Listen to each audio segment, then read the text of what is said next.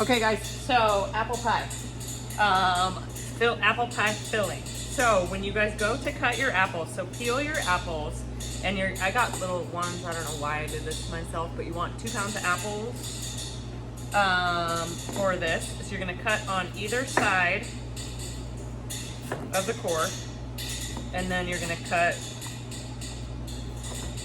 so you're gonna get 2 big pieces on either side of the core, and then 2 little pieces, and then the apple core in the middle. You're gonna discard the apple peel. For the pieces, I want you to cut them all about this big. So nice, like 1/2 inch, just over 1/4 inch slices, so they don't totally mush out in the pie. So pieces like this, and then you're gonna have, you're gonna squeeze a whole lemon into it. So I just squeeze it right over my hand, trying not to get the seeds in there. I got a seed in there.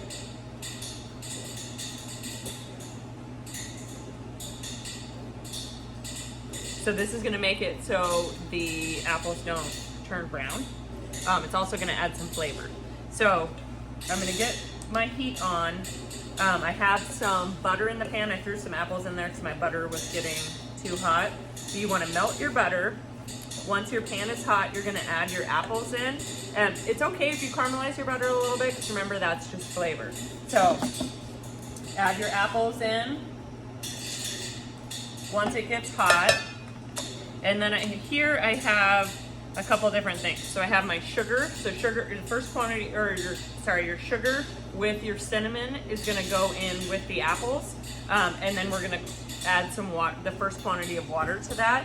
And then I have a slurry here, so cornstarch and water, and that's what's gonna thicken the apple mixture. So my butter is getting hot. I'm gonna add my apples in. You want a big enough pan to where your apples are gonna cook. So this would definitely be right on the border as far as size goes. You could go a little bit bigger easily and have a little bit more surface area. So I'm gonna mix my apples up, try to get them coated in a little bit of that butter, and then I'm gonna add my sugar and my cinnamon to that. I added some nutmeg and some cloves. You can do that too, just like a pinch of each, just for fun. It tastes more Christmassy to me. So I'm gonna cook these just till they start to wilt down. I don't want to cook, I want to cook some of the water out of them so they don't sog out my pie, but I don't want them so cooked that when you're eating the apple pie, it's like, oh, this is like applesauce in the middle of my pie. I want there to be some semblance of apple still left to it, but if you don't cook it enough, then it will be soggy. So it's just that fine balance, just to where, I just cook it to where the apples start to cook down and soften just a little bit, just for a minute or two. And then it's good. And you can also do it to where you can start to see liquid, like the sugar is melting. That's a good sign as well. So I had this on pretty high heat, which is not a bad thing, as long as you're watching it. So there's sugar in there, and if you're not watching it, it could burn the sugar, but there is also liquid in there too, so you should be fine. So the apples are starting to cook down a bit. And I'm going to add in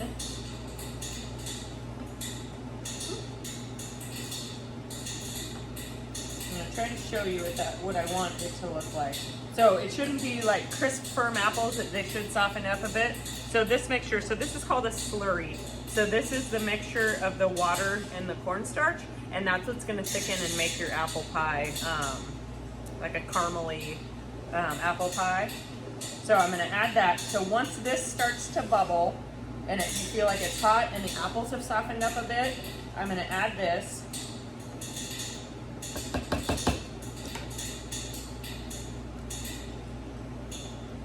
And remember, when you do stuff like this, you want to make sure the cornstarch is not sticking to the bottom of the pan, or the bottom of the container, that it's mixed together really well, because you want that thickening, all that thickening power.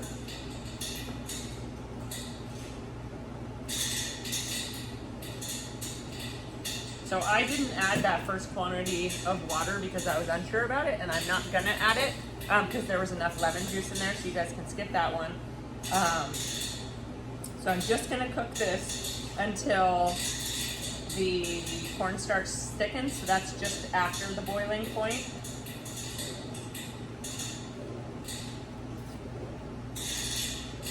Pieces of cinnamon stick. So just after the boiling point, and then I'm gonna get it onto a tray, a sheet tray, with some parchment, and I'm going to let it cool, and then I'll finish my pie.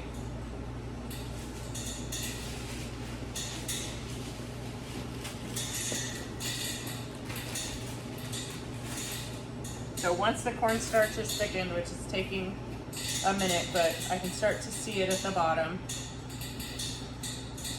So once it starts to thicken, and if I would say like 50% of it has gelled, I would turn off the heat just so you don't have a huge mess to clean up. Just make sure it's all, the carryover cooking has thickened it all.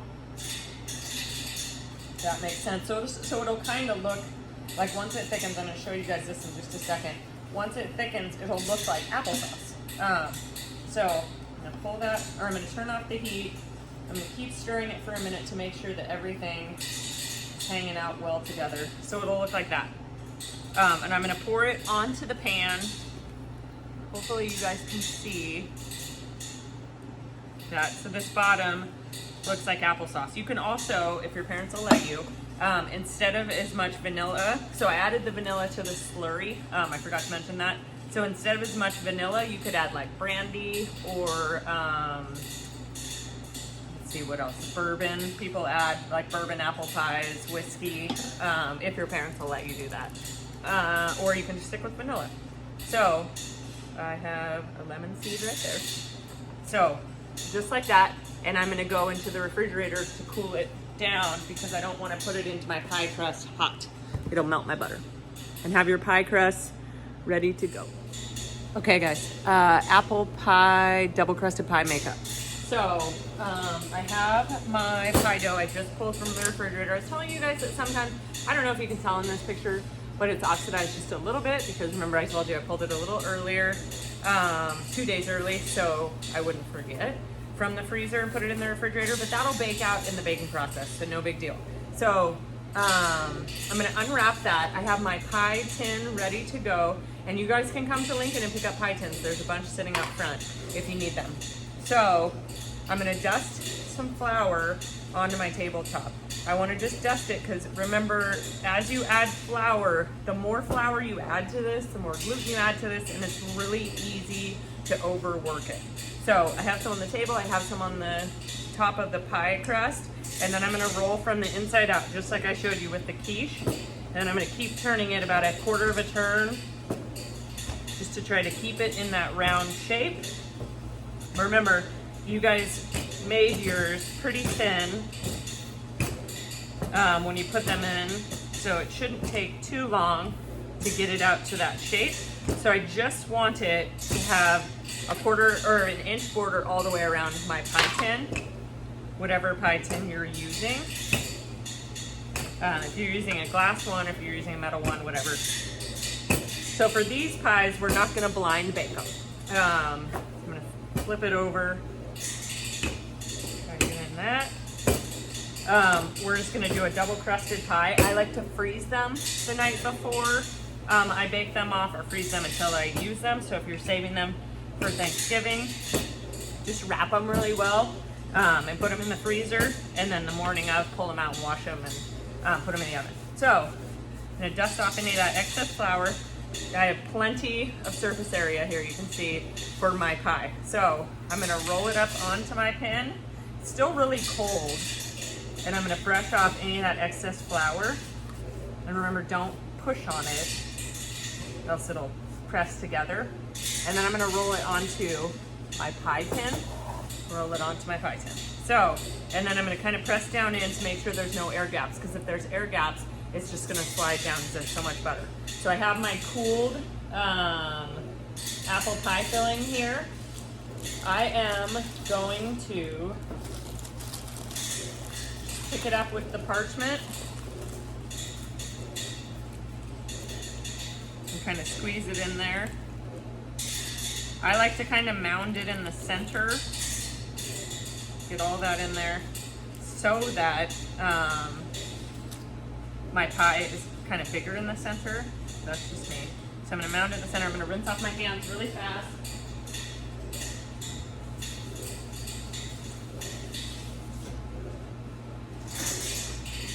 So you want for your pie tin to be, or your pie filling to be cold. If it was warm right now, then it would start to melt the pie crust. So I'm gonna grab another one of my crusts, and I'm gonna roll that out in the same fashion. So you can see on mine, you can still see butter chunks in there. That's really good. So like I was telling you before, if you've ever made croissant dough, that's what you want it to look like. So a little bit of flour down again, a little bit of flour on top, and then roll from the center out, quarter turns.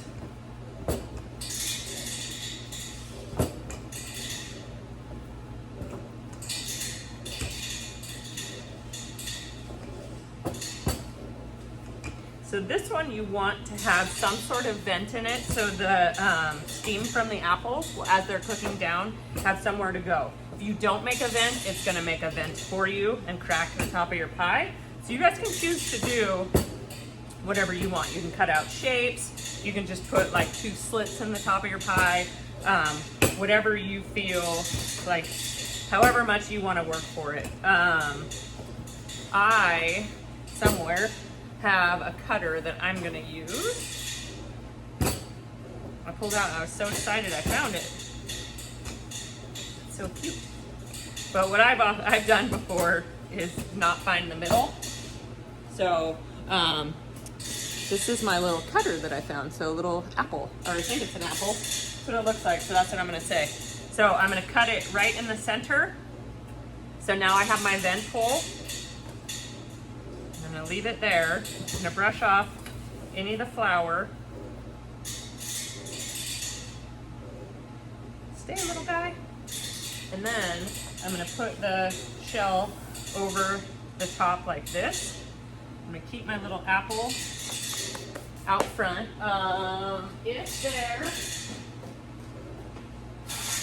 If there is a ton of extra, so I have like about 2 inches around here. That's a lot of pie crust. So I'm gonna cut just a little bit with scissors off. So I like a lot of pie crust, but that's a lot. And then you can use that for different cutouts on top if you wanted to. You could put like a bunch of different apples on top, but do cuts, and then you're gonna fold it over just like you do. So you're gonna take both layers, the top and the bottom layer, and you're gonna fold them under so they're sitting right on top of that shell or pie tin. So, and remember, you don't want it to go over the side. So if it goes over the side, there's so much butter in this that it'll just fall down into the oven. Your sides of your crust will, and then you'll be sad, and I don't want that. So fold them under like that. So all the way around, and I kind of press on it to make sure it's sitting correctly, sitting on top of those sides. And then I'm gonna do the pinch. So lobster claw or crab claw and pinch.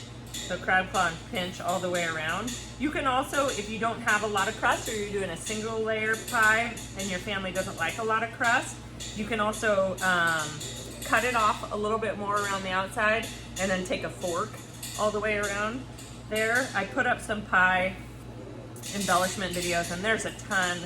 I'm trying to put them up on our YouTube page or our Instagram page every day as I see them. There's a lot of different ways you can do this. This is my favorite.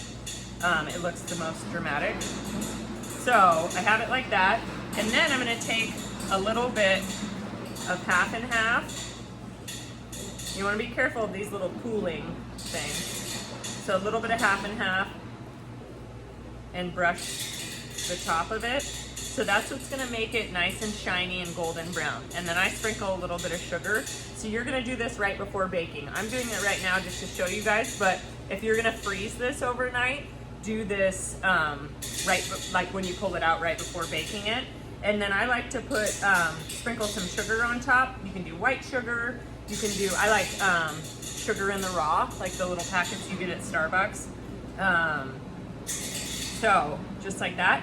And then you can put your little cute apple there, but you want something for it to stick with. So you have to, if you're gonna freeze this, just put down a little bit of water or something so it'll stick. And you could even roll, if you had extra pie dough, you could knead it back together and roll it out and then make like another little apple or two or a leaf or some cute fall-y type thing to go on top. Or you don't have to, but remember you have to make some sort of vent or it's gonna vent on its own. So if you've ever made a pie and it has like a big crack in the top, it's because you didn't vent it. So a lot of the times, like if I don't have time to make, oh that's so cute. If I don't have time to do this cutesy stuff, then I'll just do like 1 inch line and then 2 little lines on the outside, right in the middle. So that's what my pie looks like. I'm gonna put it into the freezer. And then once it's set up for like an hour, I'll wrap it really well in plastic wrap and then pull it out when I'm ready to bake it. So when you're ready to bake it, you're gonna brush it with heavy, half and half or heavy cream with a pastry brush. You can sprinkle it with some sugar. You'll bake it at 375 for 45 to 55 minutes, just until it's nice golden brown on top and it's sort of bubbling in the center. Okay, thanks guys.